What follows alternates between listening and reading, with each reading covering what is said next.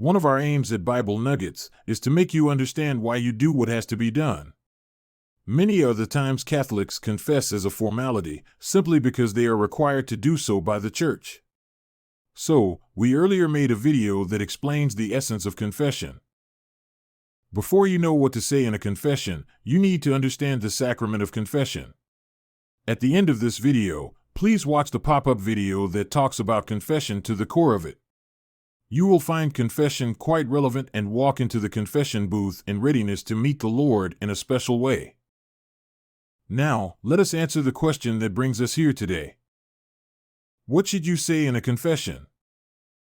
The answer to this question may look simple, but sometimes we get confused, especially when we feel we have not sinned.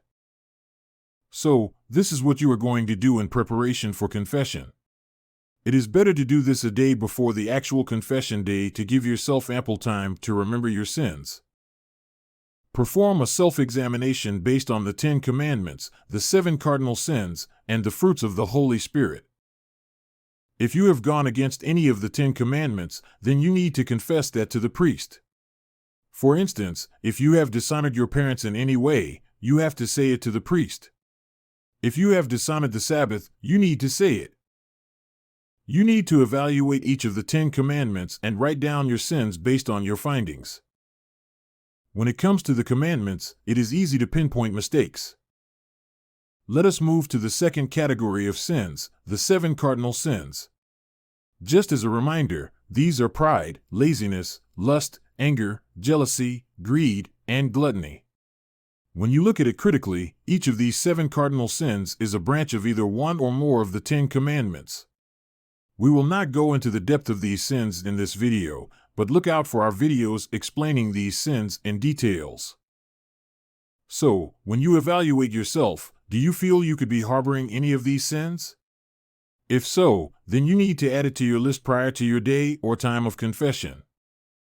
Third, you need to check if you have the fruits of the Holy Spirit. These include love, joy, peace, patience, kindness, generosity, faithfulness, gentleness, goodness, chastity, and self-control. The lack of any of these fruits is a guiding factor to help you know what you need to confess to the priest.